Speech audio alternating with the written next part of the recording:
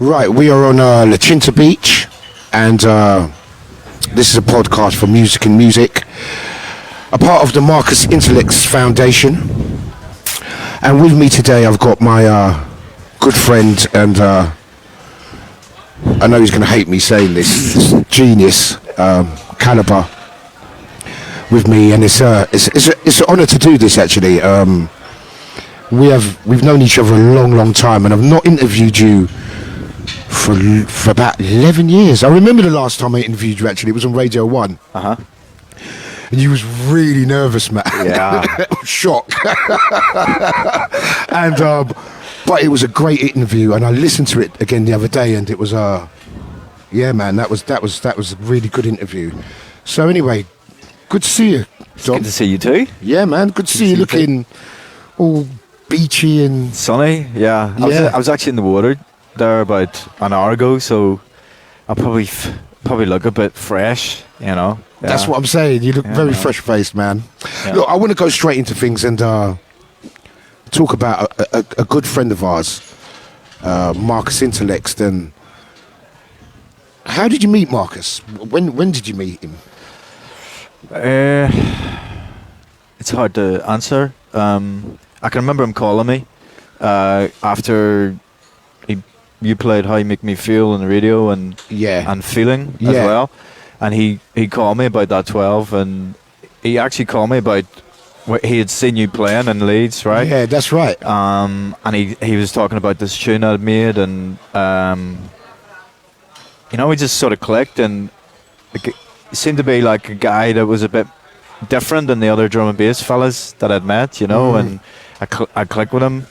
And I actually thought he was a black dude. And by the music that he made? Yeah, because the music, and when I heard him on the phone, I was like, that's not a black guy. He's got a black attitude, man. You know what I'm saying? But then I went over to Manchester, I think, I don't know, like within 3 or 4 months of speaking to him on the phone, and then I went over there, met him in Rybank Road, which is where he made How You Make Me Feel, and wow. They had that sampler there that Goldie had sold them, and a desk there that one of the guys, Johnny Marr, isn't it Johnny Marr's old desk? Okay. So there was already some sort of rich link to music for me when I went there, and that's when we made the Mystical Dub EP, which was went really quick. The thing is about Marcus, I mean, he had such a dry sense of humour, and he didn't suffer fools gladly. No. How did you click with him? Because he doesn't Did you immediately click with Marcus, or did it take a while? No, I clicked with him immediately. It was like we'd known each other for a long time, Was that the sense of humour or the musical? Yeah, I think both of us were fairly self-depreciating, we didn't mind taking the mick out of ourselves, and I think that's a northern thing, and an Irish thing as well, No, for real. So I guess we felt like we were on the outside a little bit as well. Both of us felt like we wanted to pursue a soulful methodology, something that was related to music that we liked outside of drum and bass. I want to talk about Mystical, actually, because a name that people very rarely mention, and he should be mentioned because he's a massive part of Marcus, is SD Files. Yeah. Which I used to call him Centre Files. It's just a stupid thing I used to do. But what was his part in making... Mystical was great. I mean, when I heard and you told me he was going to make tracks with Marcus, I was so intrigued by how it would work. Mm-hmm. And SD Files was a massive part of what that combination. What was his role, and what was your individual roles in Myst? Or was there a role? Was it? Did you ad lib, or was it like Marcus did maybe the drums and you did the melodies and SD Files engineered? How did it work? Well, the first thing I notice about when I work with people is that the pace and ideas that come. Yeah. So generally, I arrived at the ideas a little bit quicker. So whenever I first arrived, I just say, "Hey, go ahead," and then after a while working, Lee would become more defined as the engineering angle. but he was still involved in the arrangement and the creative side as well. For sure. But there were things were more dominant maybe, and Marcus was became more of their overview arrangement guy, you know. Yeah. And they, you know, Lee would hate the arrangement, while Marcus would be like, "Oh, cool." He'll sit and play around with synths and open up the arpeggiators and the LFOs and whatever. He was really interested in that, but I was interested in the fundamental idea and how to begin with it, and that vibe you get from just hearing something new. That was my food, you know. So I just go in there and really quickly, and they just stand back and then we'd collect Was it that all. a conscious thing, the way you did it, or was it? No, No. that was just the way it was. No, you can tell that. You can tell that in the music that it's there's improv going on. And did it take a long time to click? Or No, we did like mystical dub, and we had the bass line in a couple of minutes, and Wow. the beats a couple of minutes. did like 20 Marcus minutes. work quickly like you did? Because No. I know you. Look, I remember doing Music Concrete, and there was a time when we had to figure out what tracks to put on the album where I had to tell you to stop sending me tunes because you was just sending me. I remember one week you sent me 14 tunes, and you done about 7, 8 of them in the last 3-4 days. And did Marcus work? Was he used to working that quickly, or did you No. have to adjust? And did it take a bit longer when you did it? I think it was a bit of both. I mean, whenever there's more people involved, there's a process time. For sure. So you have to be tolerant of other Yeah. people's roles and what they do in it. But it was something that Marcus would come up and, you know, even I go and work with Marcus by myself, which happened frequently. Me and Marcus, or me and Lee. Marcus would just go down and make a cup of tea, and when he come back up, it was already there. So he'd be like, that was the way it was a wee bit. And Marcus would just say, well, Let's you roll know, with it. he was a bit hands off like that as well. Like, and sometimes I would say, well, come on, man, get more involved. But for him, that's the way he felt That's the about way it. Yeah.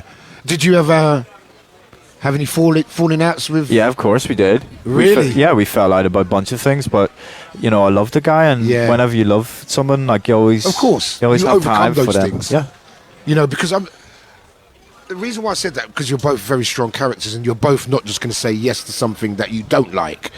But then I think the falling out, and you know, I think that's a part of the process. I think that's a major part of the process. Yeah. Because I don't think you can work together with someone and agree with them and be on the same step as them all the time. Yeah. You know what I'm saying? Anyway, listen, what I want to ask you about as well is growing up in Belfast. yeah.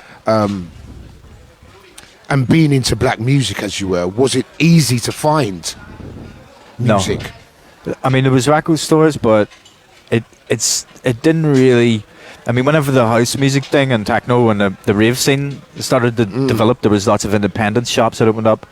But it was fairly difficult to get things that were on point in any music style, unless it was like house or techno. So Yeah. drum and bass, it took a wee while for you know, to get availability. And I remember my brother actually ordering stuff, you know, just going in through a magazine and ordering stuff to get it posted there, you know. Wow. But it was a difficult thing to try to, you know, I always felt a little bit like when I went to London, like an idiot, really, because guys in London had the access to all this Yeah, stuff. no, exactly. So easily. And sometimes because of that, I felt like the isolation really helps, and I've sort of carried that through up until today, where I don't, you know, I feel quite happy living in sort of ignorant bliss about some things, you know. Yeah, But no, I know. but at the same time, I really love the discovery part of it, and coming from a place that doesn't have the access at that stage. I mean, the internet can give anybody access these days, but you know, coming from that is it teaches you a lot of things. You know, it teaches you to appreciate, you know, what type of music, what it's actually doing, and it gives you sort of an objectivity that other people don't have. Maybe I can appreciate that. Also, the fact that being in, what made you? I mean, drum and bass must have been quite a weird thing to say. Did you have a conscious decision to be a producer, a drum and bass producer? Is that what you wanted to do, or did you? Because I can't imagine you being like that, sitting down thinking, "Oh, I want to be a drum and bass producer," because you're not that kind of person at all. No. So how did you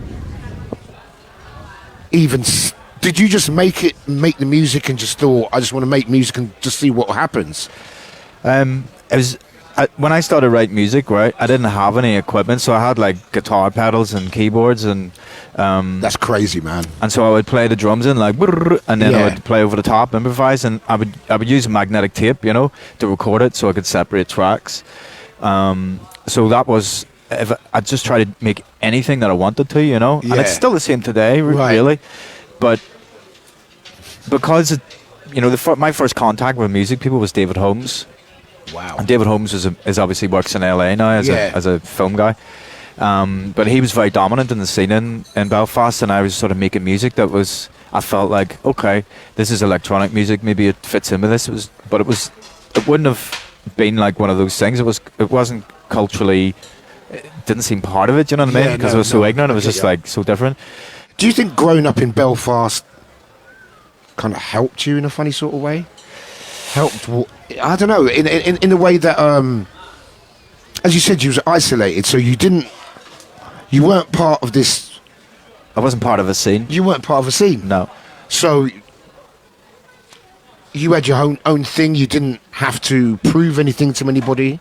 Well, I always felt I had something to prove in a way because of that. What, to yourself? Well, I remember meeting Marky early on when Marky came over, and he was a little bit drunk. We were both drunk actually in some club, and he said to me, "Hey Dom, both of us are outsiders." And I said, "Hey, you know, I understand that, you know, Yeah. because I wasn't, but I think it's important for music scenes to develop, Of course. these sort of things. Mavericks, kind of. Yeah, I think it's interested in for the legacy of music for people to appear in those places, you know. So, you know, as weird and as obtuse it felt at the time, like now it feels like it feels sort of natural to have gone like that, you know. Yeah. So I want to talk about DJing as well, because that was something that you found very unnatural at the start. I remember you being really uncomfortable with DJing. I couldn't do it. You know, get up there and do that thing that you can't do, man. Yeah, I couldn't do it. Was DJing a part of what you wanted to? No, Was that never? No. I mean, my brother was really interested in the records thing more than me. He had some money, I didn't. So he bought some decks, and he couldn't beat mix. Dear love him, he really tried, and I would hear him mix, and I'd be saying, I'm a little bit not that way. So when I go in there, I was like, okay, this is not so difficult. I understand. I can have this sort of like multi-independent thing that goes on with mixing. You know, you have to like think about a bunch of things. And it's sort of, I learned how to do it over a long period of time. It wasn't quick. Yeah. Like music, the right music for me is always like, it's a seem to natural. be there, right? Yeah, for but sure. with DJing, it's something that you have to learn how to deal with it, and it's not just when you DJ to people with music; it's all the other stuff that comes with it. It's a really multifaceted, painful experience. It can be very rewarding, but it's a lot of the time it can be very painful, and you know, because I think a lot of DJs are assholes. Let me just put it out there. But the problem is that sometimes the thing is, it requires a sort of assholery to get up there. Yeah, you know, real. so it's sort of difficult, man. You know, like, you know. I think the thing is, if you're not shy, but if you're reserved and you're not arseholy, Yeah. it's really, really difficult. Yeah. Because, you know, there's that thing about wanting to please people. Do you, when you DJ, do you think I want to make people dance, or do you think I'm going to draw them into what I'm doing? I'm going to suck them in, or is there a bit of both? Do you care about people dancing? Yeah, but I also realised that Because that balance is really difficult. Now, Yeah. The reason why I asked you, because we spoke before off mic about, you know, playing music and feeling like an outsider as well. So, you know, there's a real, to get that balance between doing what you want to do and making people dance is really difficult, because most DJs just go out there and they just want to be the hero. They want rewinds, and we're not like that. We play music to kind of please ourselves and please other people. That happy medium, do you think you found it now through experience? I mean, it's a complicated thing, right? I mean, obviously for me, I mean, the majority of what I do is from my own material. Yeah, for sure. So I guess it's different. That's slightly from the different. Start. Yeah. So it's a bit more painful when it doesn't work. I suppose if you're playing other people's music, you can say, "Well, I didn't do my job well that night." But for me, if my music's not working, it's like, ugh, it feels like it's stabbing me right in the heart sometimes. But that's part of it. And over the years, I've learned that it's sort of. I remember listening to comedians talking about this, and I think this is really important to understand this, that you should really and celebrate the stuff that's shitty too. Yeah. You know, the ones that are when you bomb and you make a right bollocks up of yourself. that's the stuff that's actually you can sort of pick through that with a fork later on, like, you know. But the good stuff's like whammo. It's sort of you know what, don't want to touch that, let it go. But that stuff is like where I'm learning a bit, and you know, so it's like I've learned how to celebrate that. So that's one of the difference. But DJing is a complicated thing, and I think it's important for me to separate who I am and what that is. And people make the mistake where they mix all that up, and then they think that's who they are on a stage. It goes from actors and anybody else. So you have to be able to identify, be objective about who you are and what that thing is. And that's the whole juggle for me with drumming, being a drum-based DJ or being a DJ, you know. So I'm always trying to look at myself and go, you know, what are you doing? You know, but when I see a lot of DJs don't think like that. They think they're amazing and they're very, very important people. And I just think, what the hell, man? You're just playing music, yo. Don't get like. I've always got what I've always thought is that even though DJing is this thing, I still don't think, in a way, it's that big a deal, because I think there's so much more. You know, when I look at someone like Scorsese making a film, and that process is so difficult, and it does require genius. And as much as and as great as I think DJs can be, and it's an art form, I still don't understand when DJs really believe that they're great, because I don't think DJing is that difficult. do you know what I'm saying? I actually think it's very funny. Yeah. You know, there's a part of me that thinks it's really entertaining. Yeah.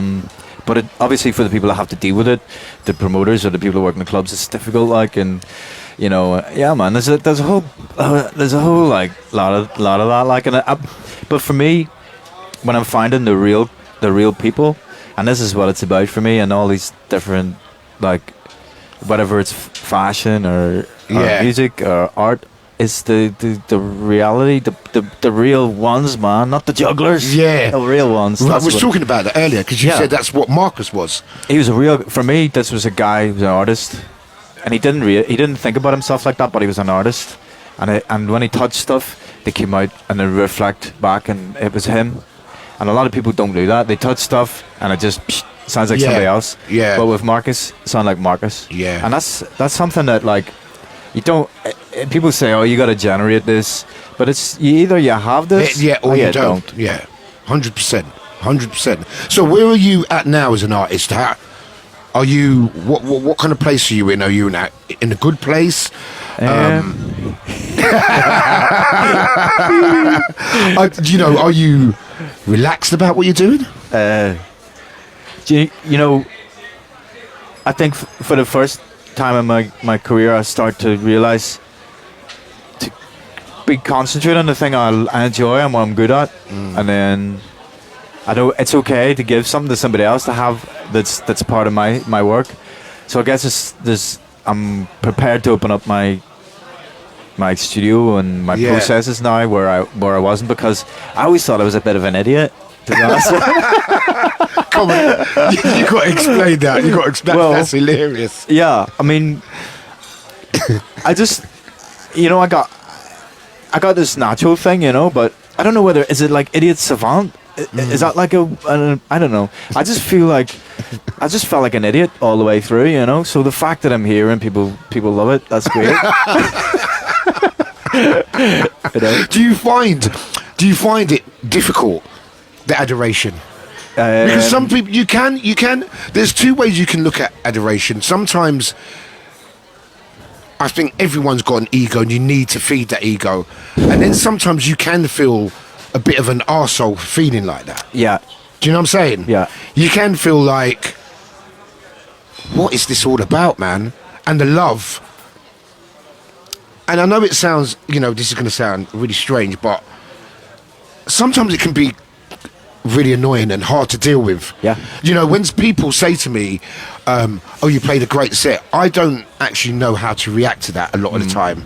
And I'll just go, a lot of the time I just want to dig a hole, because I don't know how to react to that. Sometimes I even think, are you just bullshitting me? Do you know what I'm saying? Like, are you just saying that? Because I never believe. I don't know. It's maybe it's something in me. Maybe it's an insecurity. I'm getting better as I get older, but I can't deal with adoration a lot of the time. I'm gonna give you some adoration now, though. And like, when I see you years ago, like even down in Dublin, and I remember whenever I play in Edinburgh, La Belle and Gel, yeah, when it that's was original. right, amazing place. And it was so sweaty in there. Yeah. And my tapes weren't working, man. This is before I was a DJ. Yeah. And you had to come in and play a little bit extra, right? Right. And I remember this, man. It's like, you're such a legend to me, bro. And like, when it comes to the DJ thing, you're like that's the guy I want to be in the selection. Because this is what Mark Ness is about. It's what you're about. And it's an old Jamaican thing, right? And in Jamaican terms, there's real music, right? It's the melancholy, the minor, for sure, thing, right? Yeah. So I think I'm where I really loved so much what you did that I think, hey, it's hard for me to think that you thought like that. You know what I mean? Don't tell me that, mate. After all these years, No, do you know what though? I think with me, sometimes I go through phases where I kind of need the adoration. Yeah. And I soak it all up. And then I get other times when if I'm feeling insecure, or when sometimes you play a set and you think it was fucking terrible, and someone comes up to you and they say, oh, that set was amazing. Yeah. Where a lot of people would be like, oh yeah, that's what I needed, I sit down and think you're lying. You just want a picture with me. Yeah, I'm just talking shit. Do you know what I'm saying? Yeah. And I shouldn't be like that. And I'm not like that all the time. But I do find it very difficult sometimes, man. But at the same time, I think maybe I couldn't live without it. I couldn't live without that. I couldn't live without feeling like that. I think with me as well, it's all about doing this for so long. And I think all I really want is respect. I don't think I really care about anything else no more. Does respect matter to you? Or you don't really care about that fact? I mean, if nobody told me anything about my music for a long time, I would still go in there and try and make beats and do whatever. Okay. I do it for myself primarily, and I'm sort of, I guess I'm selfish like that. I build my world around me. I don't think that's selfish. But it's just my sort of, the way I deal with a lot of things in life is just to let it slide and then get into the. So sometimes I think it is selfish occupation in a way as well, what we do, but. Mark System, I was speaking to Mark System the other day and he was saying, he hasn't brought out a tune for a while. I said, why haven't you brought any tunes out? And he went, I just make music and my satisfaction comes in whether I like the track or not. I don't care whether it comes out. I just want to finish something and like it. Are you like that? Because the reason why I say that, you bring out, you make so much stuff that you don't actually bring out. Yeah. And I don't think you got any intention of bringing it out. Of course you do shelf life now. Yeah. But is that because you just do so much tracks? Yeah. Yeah. And it's the way it ended up after like 20 years, and I never sort of stopped. I didn't have it. Just kept going every day. Whatever. And after years and years, then you end up with all of this going everywhere, this mess of all this stuff, which for me is like this rediscovery thing, and it means I can go, because the weird thing about music is that it operates on all these different sort of perceptive levels. So you can like listen to something and not like it, and 10 years later, you're like, wow, that's really interesting, So I always have that, because I collected so much material, there's always that thing there, but I can't put it all out either, because I think to myself, it's all this stuff's shit.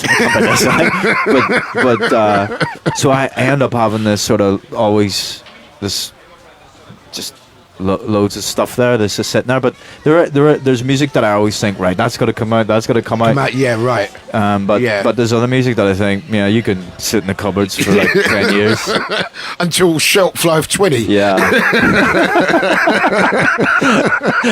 So what you listening to at the moment? Because I remember once I was speaking to you, you came to London and you told me you was listening to like blues from the 1940s or something. Remember that? You went through that. I still collect the blues. I like Lightning Hopkins.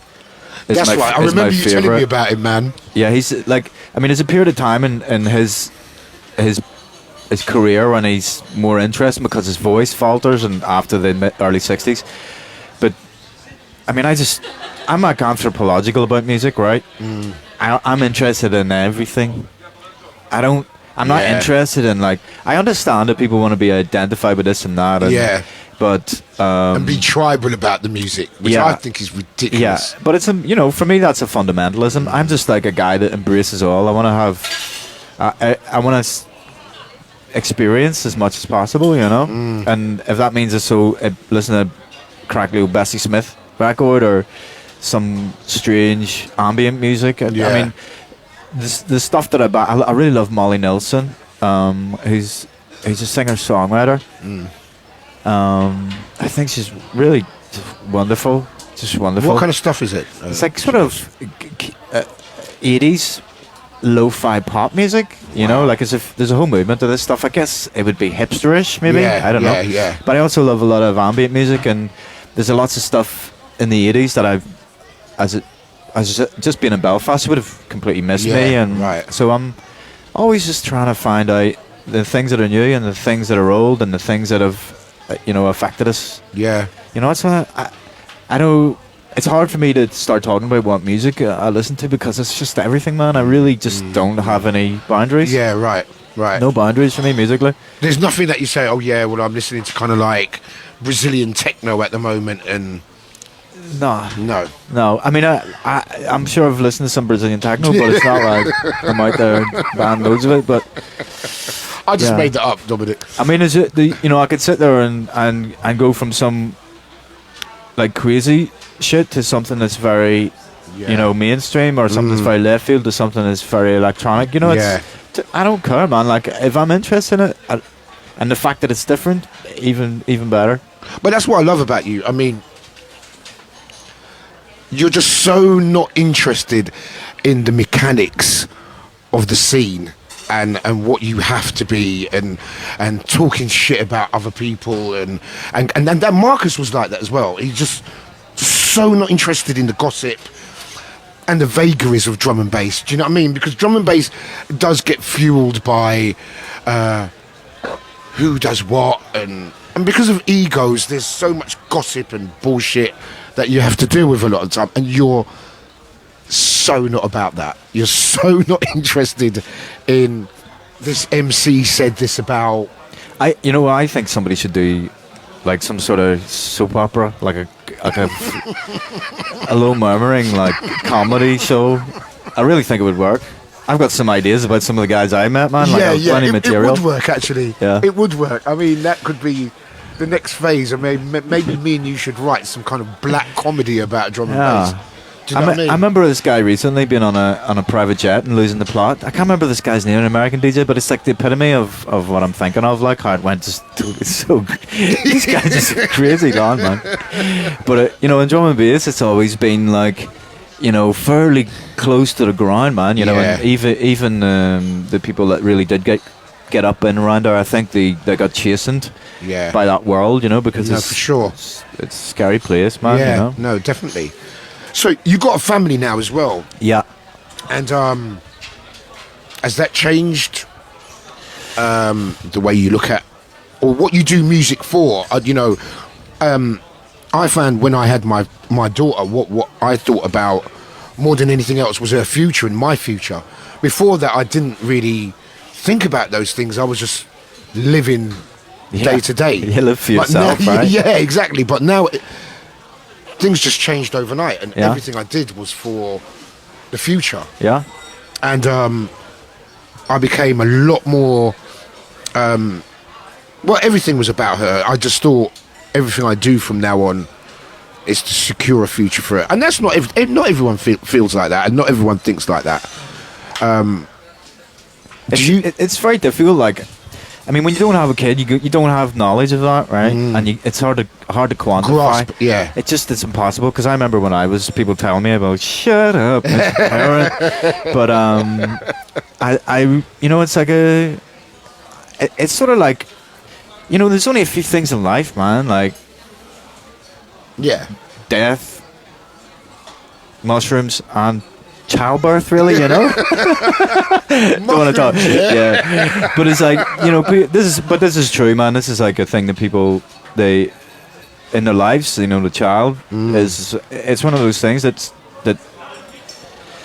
it's hard. You can't put it in words. You can't define it. It's just this. It's just this thing that's. No, you cannot.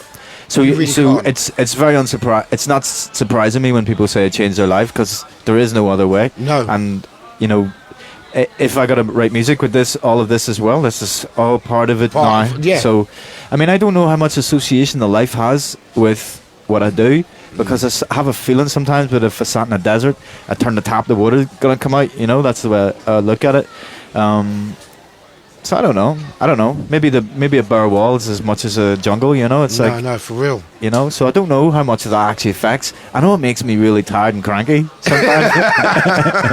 And when people come up and are like, "Yeah, I love your music, man," I just want to be like, I have to keep it short. And are you still in Germany? Yeah, I got this dualistic life right now. I'm living in Belfast and living in so Cologne. you're still right. That's another thing I want to say. Do you think that it's is it getting back to how it was in Belfast? There's a feeling in England that it's touchy times at the moment in Belfast. It's kind of like the sectarianism is on the rise again. And do you feel that at all? It comes and goes. I mean, it's whenever you come from Belfast, I've always said this. So you have to be careful about what you say there. Even still, maybe, I don't know. It's just it's hard to deal with things whenever there's such people are so incapable of just stepping beyond ideological purpose. Yeah. So Northern Ireland's like that, where it's just loads of very complicated identity politics and cultural obsessiveness. Yeah. It's like OCD. Yeah. Guys with sticking flags up all the time and identity. It's like a mayfly standing on the wood, the branch of a tree that it sits on and says, "I own this." Yeah. You know what I mean? Mayfly's gone in the day. Yeah. So that's the way I think about it. Like, life's too short to be involved in putting flags up and I love Ireland, man. I love the soil, I love the sea, I love the land. Yeah. That's I can feel that. That's something I can fall in love with. But I don't fall in love with men's conjured identity. And I think all of this stuff that we have today is just totally unnecessary. It's just total bullshit. And people can live their lives without all of it and have a happy life and discover and explore. But unfortunately, the people in Northern Ireland and other parts of the world, that they're really determined to have just ignorant, stupid views. And that's the truth of it. A lot of the world's just driven by stupidity, and I guess in Northern Ireland we've got our own version of it, and but at the same time you are still really connected. Yeah, I love the place, but it's it's a very dysfunctional. It's like having somebody in your family is very dysfunctional. You sort of love them, but you got to deal with it. But I just find it very frustrating, and I think to myself, all my life I've sat and watched this stuff, and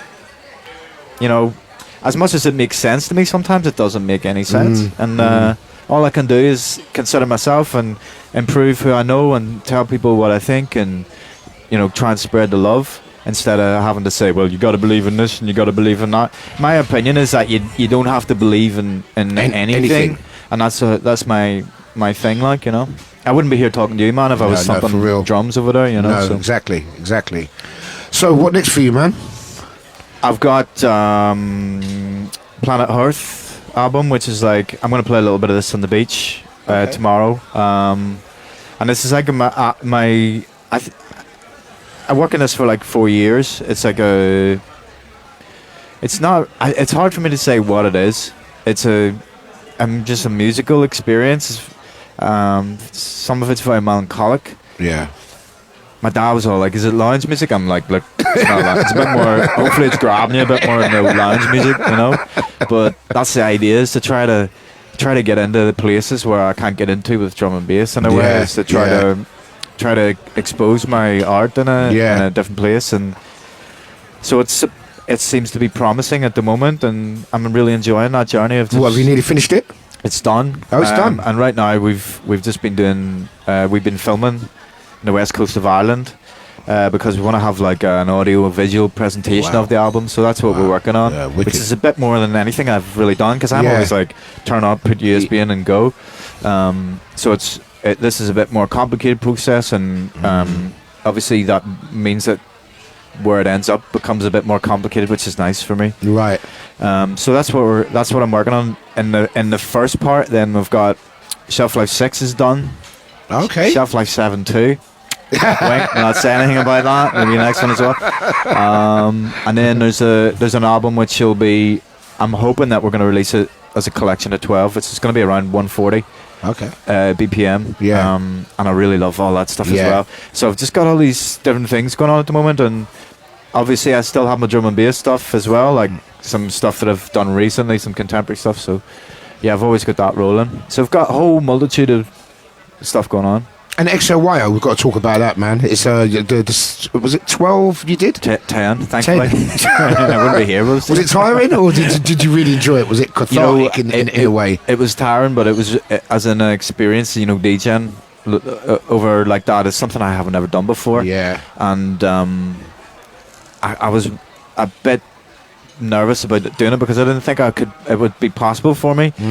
But at the end of 10 shows, I still had a whole bunch of tunes I've never played, and I was doing like 5-hour sets, and so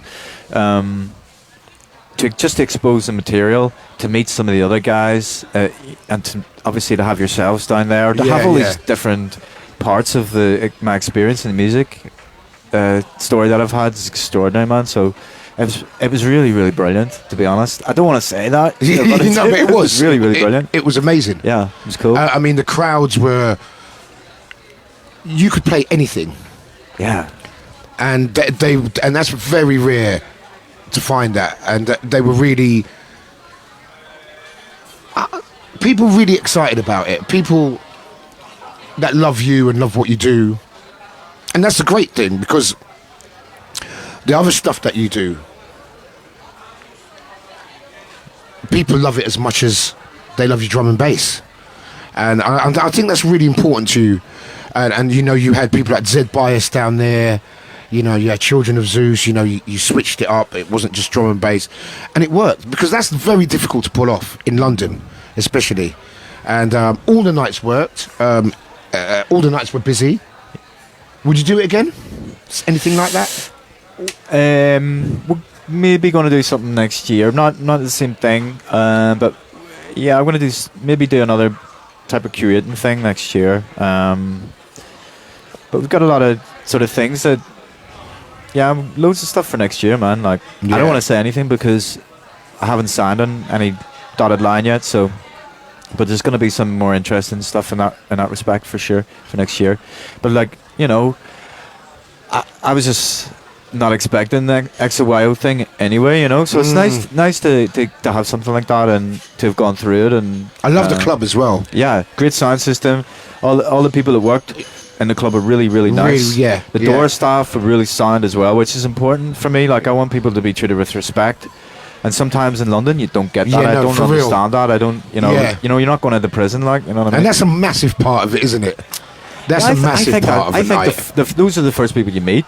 So those should be good people you have on the door. But sometimes I think that's been a bit lacking in London. Sometimes, you know. Just want to say that.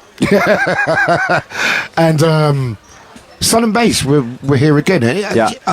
I love this place, and I can't put my finger on what the magic is. But there's something really special about Sun and Bass. There's something that's... I think people really... it's a place you go to and people really want to hear the music, and they get excited about it, about real music and about deep shit out here. It's like the deeper you go, the more they enjoy it.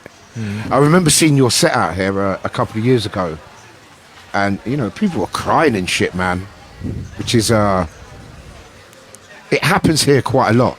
And it's a special thing, man. I know that you come out here every year and you always look relaxed. You bring your family out here, and you know, you get to swim and... Yeah, I was going to say they were crying because they looked at their wallets. I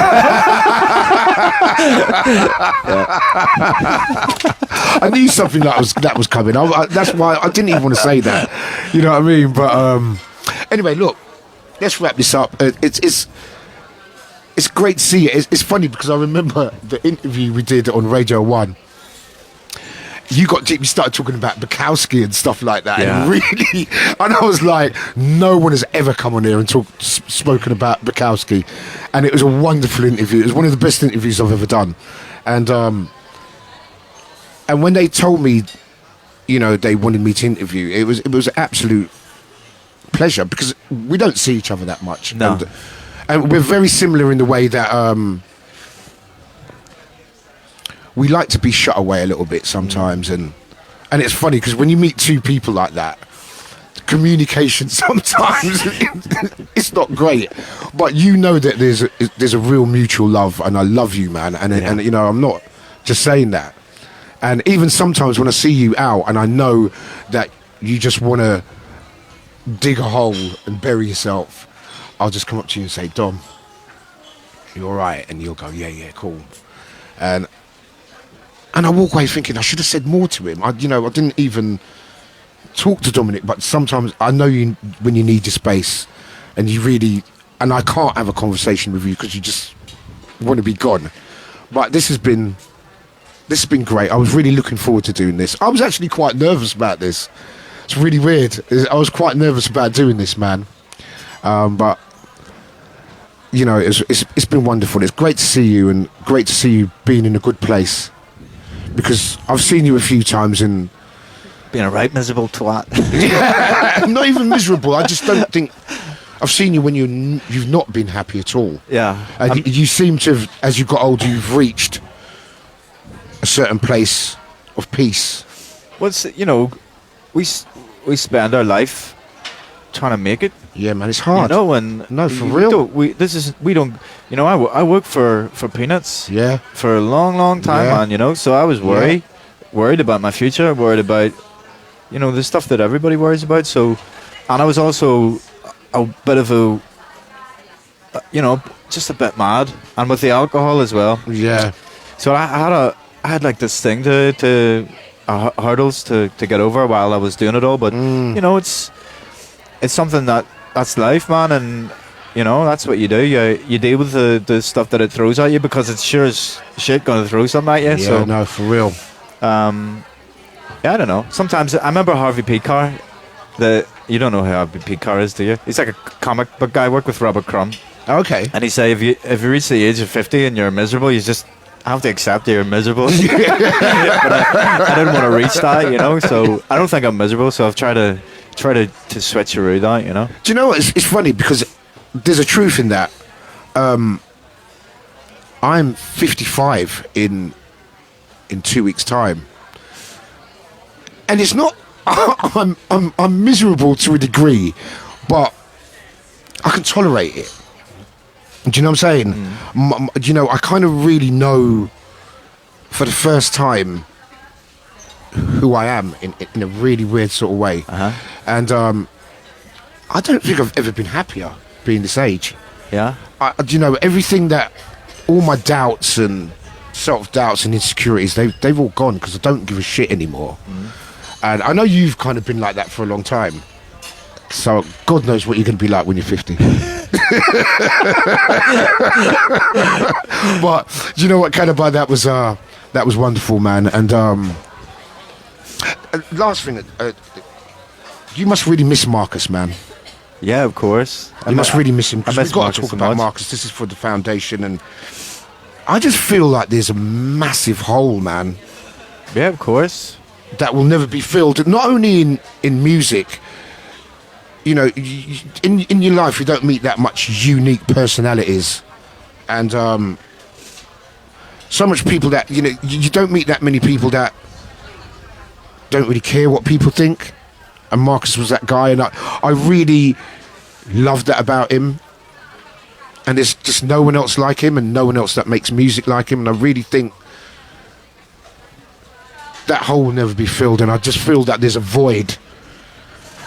Don't you feel that a little bit as well? Yeah, of course. I mean, Marcus and me were like in each other's lives for 15 years, and touring together and falling out and making up, and and having all these great experiences, and that for him to go so suddenly like that for us all was no, for real. Just and I mean, I had obviously at the time there was a lot of things in my life that was going on too. Like my best friend had been diagnosed with cancer, and he died last year in November. So I didn't know that. My house got ransacked about 3 weeks after Marcus died, and I had loads of shit stolen, man. and I had people in my family commit suicide. I had it was just one of those. It was a period of time for like 2 years where people don't realize that there was a lot of really personal anguish, and this is life, and this is the rich tapestry of it all, man. Like, let's not forget that this is the life, and people come and they go, and I feel like really honoured to have known Marcus, and have spent time with him, and to have shared that time with him, and I'm really happy about that. That's what fills my void, is that I have these great memories of him. No, for real, man. And you know what? The cliche "life goes on" is a. It does, man. It really does. It and does. It's one of the most simple cliches and one of the most meaningful, because it does, and you just got to carry on. Right, so that's a wrap. So this is for Music and Music for the Marcus Intellect Foundation. It's been an honour to speak to you, Calibre, and see you on the dance floor tomorrow, bruv. Yeah, man. Yeah.